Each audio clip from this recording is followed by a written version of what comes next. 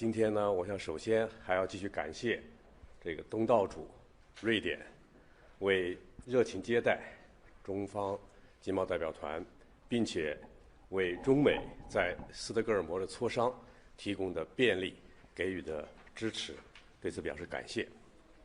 那么在过去的Friends from the press, first of all, thank you very much for staying up pretty late into the afternoon. It's been a pretty long day or 2 days for you, and I thank you for your attention to China-U.S. trade and economic consultation. I'd like to first of all begin by thanking our host, our Swedish government, for warmly receiving the Chinese delegation and also for your convenience and support to the consultation between the Chinese and U.S. delegations. 在过去的1天半时间里面，中美双方经贸团队根据两国元首6月5号通话共识，继续发挥中美经贸磋商机制的作用，就彼此关注的重大议题进行了深入、坦诚、建设性的交流。Over the last day and a half, the trade and economic teams of China and the United States followed the important consensus reached by the two heads of state, China and the United States, in their June the 5th phone call, continue to give great play to the role of the China-U.S. trade and economic consultation mechanism, and had in-depth, candid, and constructive exchanges over important topics of mutual interest. 双方充分认识到维护一个稳定、健康的中美经贸关系的重要性。Both sides are fully aware of the importance of safeguarding a stable and sound China-U.S. trade and economic relationship. 双方就彼此的宏观经济进行了全面、深入的交流。Both sides had comprehensive and in-depth exchange over each other's macroeconomy. 双方回顾了日内瓦伦敦共识的落实情况，并给予了充分肯定。Both sides reviewed the implementation of the Geneva and London consensus and fully recognized the implementation. 当然，双方也就彼此的重要经贸关切进行了坦诚的沟通。Of course, both sides also had candid exchanges over each other's major trade and economic concerns.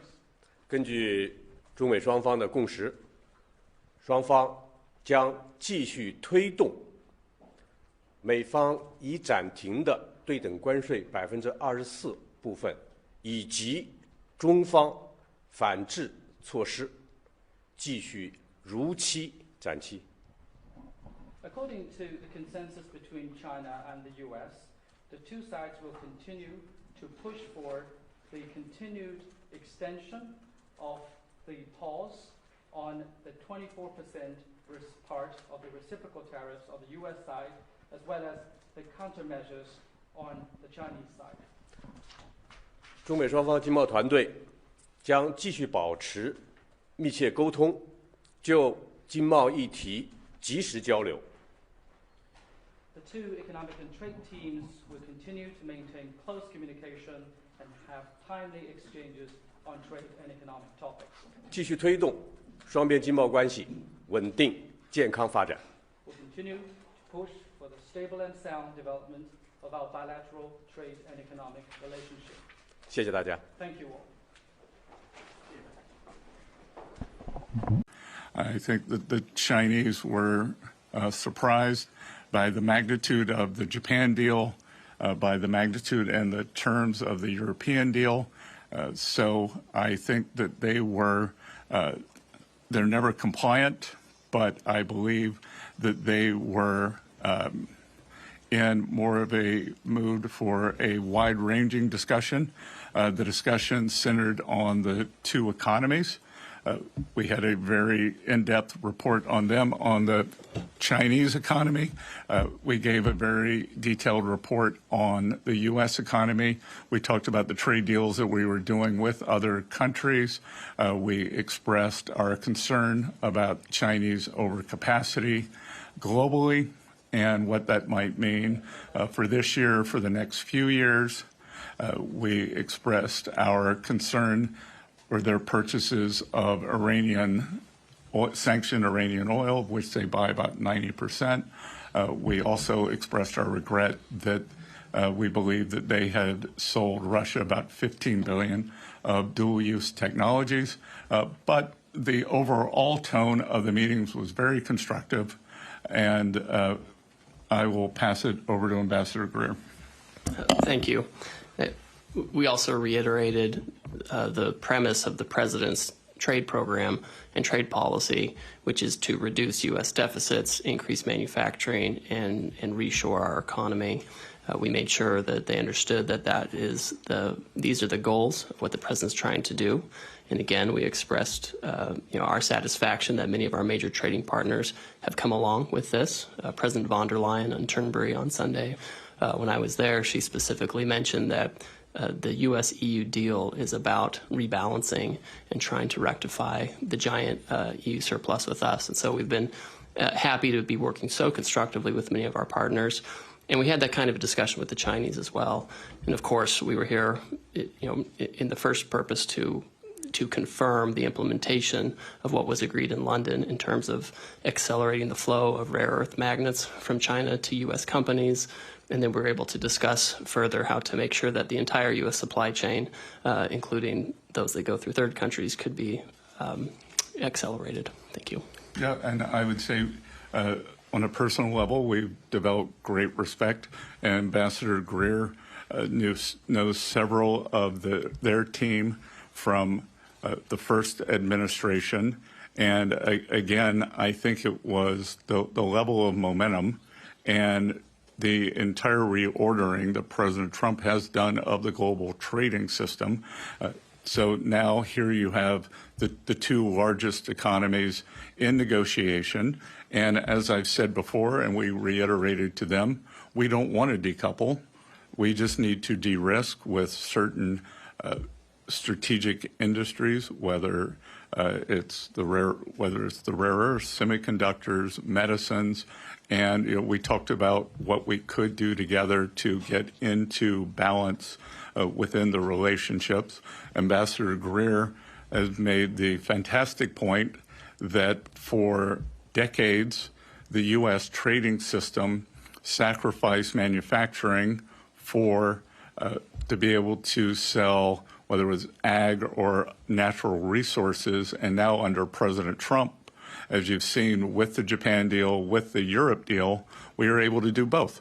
We are able to reshore manufacturing and also do substantial purchase agreements of U.S. ag and energy. Great. All right, let's turn to the room, please. Let's start up front. Good afternoon. Jamie Keaton, Associated Press. We had Li Changgang speaking to reporters shortly after the end of the talks today, and he mentioned an extension of the pause. Can you give us some details on that, how long that's going to go on for, and how will it work? And if I could just throw in another one, what do you say to lawmakers in the United States and others who are concerned that concessions on export control on items like chips for AI will jeopardize U.S. national security interests? Well, I'll take the national security question, and then Jameson could talk about the pause. Look, we are very diligent in terms of the national security. Things go through the interagency at the White House, whether it's Treasury, it's NSC, it's Commerce, it's DOD. So that there's nothing that's being exchanged for anything. I think you might be referring to the NVIDIA H20s, which are well down their technology chip stack. Great. And I would say, I should also say the only export controls we talked about today were Chinese export controls on rare earths. Just U.S. export controls were not something we discussed. With respect to a potential pause, we're going to head back to Washington, D.C., and we're going to talk to the president about whether that's something that he wants to do. It's certainly something that's been under discussion, and so we'll brief the president on the outcome of this, and we'll see if there are any. We have further technical discussions that are happening right now as we speak among the teams, and so the president can make a final call on whether that's something that he wants to do. Decision made today. Not on our side. Great. Next question, Jenny. One for each of you. Secretary Besson, you just said again Secretary Besson, you just said again that the biggest problem in the relationship is China's overcapacity and that you want them to move towards a new consumption-based economy. What's your specific plan for addressing those economic imbalances besides purchases of U.S. goods? And then do you want me to go to Jameson now? Sorry, Ambassador. Okay. And then obviously the Section 232 investigations that the president is set to unveil in the coming weeks on pharmaceuticals and semiconductors would theoretically hit China after as well as everyone else in the world. After your talks today, will those tariffs be imposed on the Chinese, or did you make any commitments to pause them or not target the Chinese specifically with those actions? And then what would you say is the biggest concessions that the Chinese have had to make in these talks so far? I'll just repeat that China is the most imbalanced economy in modern times. And I think they're 30% of global manufacturing. They have a 2% current account surplus of global GDP, which we've never seen before, or probably not since the 1870s with the British Empire, and that's not sustainable.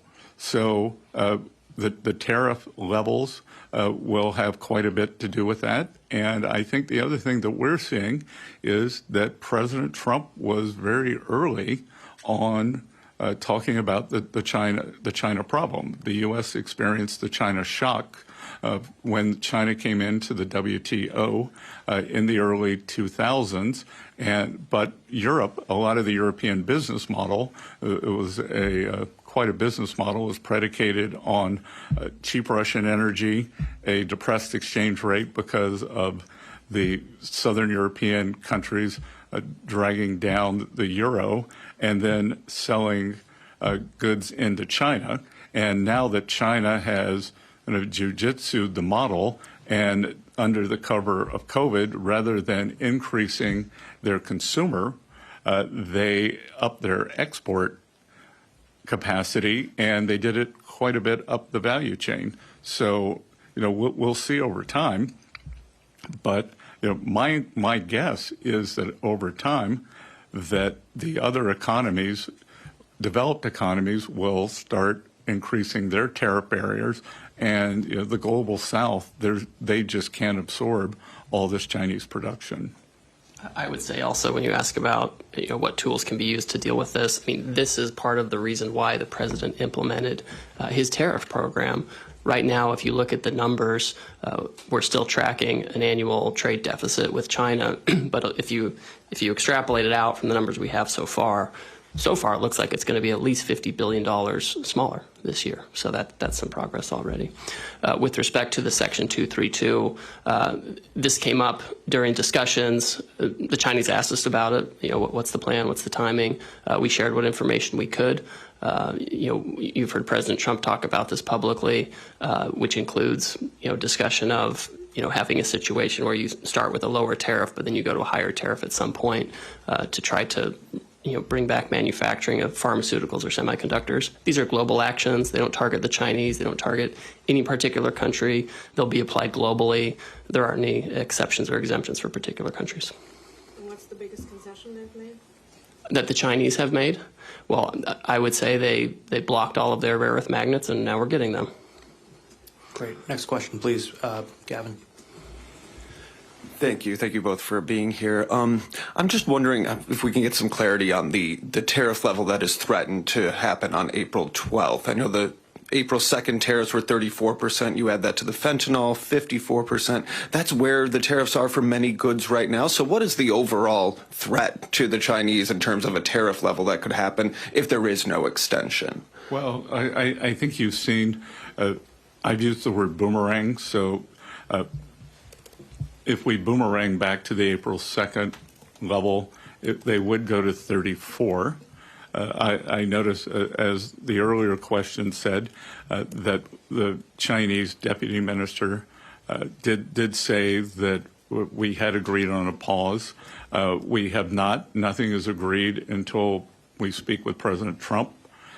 He's on Air Force One, I believe, doing a press conference right now, and we will be seeing him in the Oval tomorrow to go over the deal with him, and then he'll decide if the pause continues as is. And just to be clear, yeah, the president has discretion to change the rate depending on the circumstances that we have, et cetera. So while the snapback rate would be 34%, he of course has discretion under the law to modify that. Yeah, my question is just the 34% is under the tariff level that's current for many goods. So would that be additive to what we have already? Would it be on top? Okay. Yes. So we're talking about the threat is that tariffs kind of in like the 80-85% level? Yeah, depending on the product. Yeah. Depending on the product. Yeah, okay. but just kind of to tamp down that rhetoric. The meetings were very constructive. We're just that we haven't given the sign off. Gotcha. Hi, Clara from Jägerfeld, Channel 4 Sweden. You've also met with the Swedish government. What topics did you discuss? We discussed a wide range of topics. First of all, we want to thank the government for the fantastic venue here. Very, very good to be in Stockholm in July. And we discussed the EU deal with the U.S., of which the Prime Minister, the Finance Minister were very supportive. The Finance Minister and I had met previously during World Bank and IMF Week in D.C. We discussed the importance of getting back to basics with the multilateral development banks. We discussed the Swedish economy and how things are going, how important trade is. Yeah, we also talked about the huge success in U.S.-EU relations over the past few weeks with the recent NATO summit, where all parties agreed to increase defense spending, and Sweden is a big part of that. And so we talked about Sweden's defense establishment. And then, of course, we also talked about the EU deal and how important that was for both sides to reach that. We also talked about U.S.-Sweden trade. We talked about automobiles made in Sweden. We talked about stainless steel. We talked about ag products like onions and carrots. We learned all about Swedish agricultural production, which is really interesting. So it was a very productive discussion, and we're grateful again for our Swedish hosts for helping us here. Yeah, just to follow up on that, when I have spoken to experts regarding the EU-US deal, some have said that it feels secure that there is a deal, but that you still can be a little bit unsure if it would change. What do you have to say to that? Oh no! Right now we have I have texts from some of my European counterparts about making sure the details are correct and fully put on paper. So we feel very confident about it, and it's truly a solid path forward for our two countries. Thank you. Yep, and I think the other thing that we discussed that's very interesting is the unintended consequence of President Putin's invasion of Ukraine is bringing in Finland and Sweden into NATO. And we discussed the historic reputation of the Swedish military and how good it was to have them in NATO. Great. All right. Next question. We'll go one more behind. Sir. It's Haoji from Phoenix TV, Hong Kong. I believe you discussed a range of topics with your China counterpart in these 2 days. But compared to Geneva and London, do you think is there any questions or issues are becoming tougher and toughest to negotiate? And as you mentioned that the U.S. is trying to convince China not to keep buying the oil, gas from Russia or Iran, will be the kind of new conditioner for the future round of the talk between U.S. and China. And also, I want to know, since U.S. government has push the tariff globally to say push the tariff to a very high peak since 1930, as some newspapers said. But as so both of you, do you think it will be concerned by the U.S. people about the potential inflation pressure and also the local economy? Will it? Do you believe will it be more or less slow the economy for the U.S.? Well, there's a lot to unpack there. So I'll work backwards. I was a professor of economic history at Yale, and I can tell you it's my belief that as many people have a misunderstanding that the downturn in the 1930s was caused by an increase in tariffs. It wasn't. The stock market crashed in 1929. There was also a very large tax increase in the U.S. We just did the largest tax cut in history. The U.S. economy is starting to fire on all cylinders right now. We actually, in May, saw the biggest downturn in inflation in 4 years. So the U.S. economy is doing quite well. And I will tell you, rather than the talks getting more difficult, I actually think that they are getting more engaged as there was a very, in Geneva, very narrow issue with the magnets. In London, the talks went to a wider aperture, and here we're able to discuss more and more things. This report that we gave each other on the economies, on the outlook. So I would say it's just the opposite. The purpose of meeting frequently is to have personal relationships, have understandings, and show respect and mutual cooperation. I think Jameson, Ambassador Greer, has been dealing with the Chinese much longer than I have. Yes, I have. No other comments, though. Great. I'll take the next question. Let's come back up front. Dave Lauder, Reuters. Careful with the boom mic. Hi, thanks.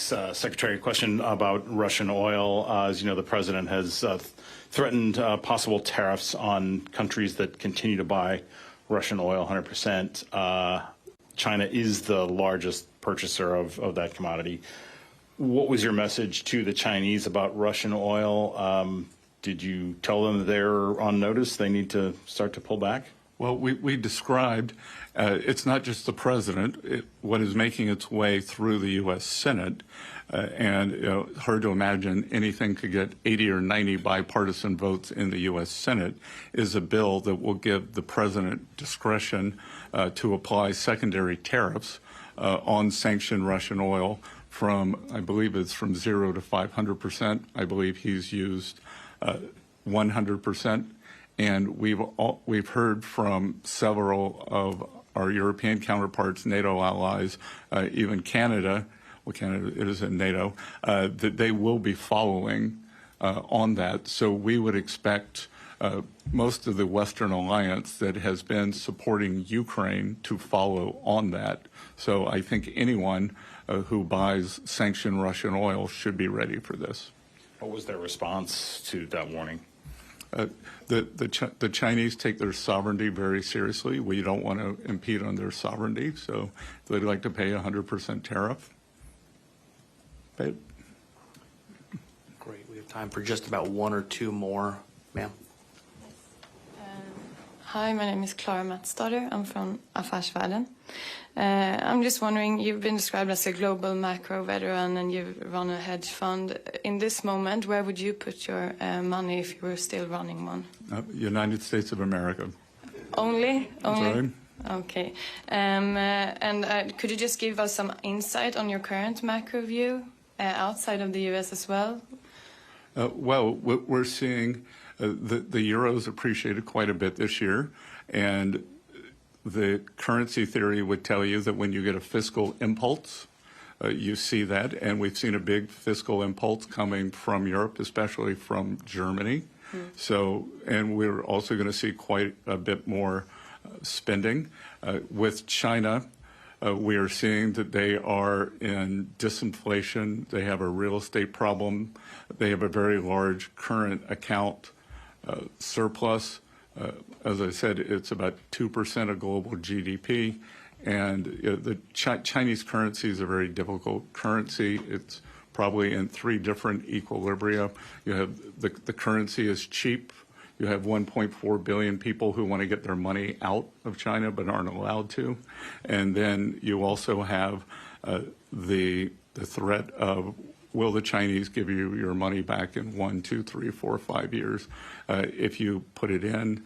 And then, I think we are seeing the trade deals are having, contrary to the gloom, doom, and boom, pessimism that we saw at the beginning of April, that the trade deals have had little effect on the economy, and that the U.S. economy is accelerating. And this year, the U.S. is going to take in probably a minimum of $300 billion of tariff income, which will bring, that's 1% in terms of the GDP. So I think we could substantially bring down our deficit to GDP. And also, finally, when you come back and speak to Donald Trump about this tariff pause, how prolonged will it be? I'm sorry. If it goes the way that China just told us right before you came here? I think typically we talked about 90 days. 90 days more? Yes. Yes, okay, thank you.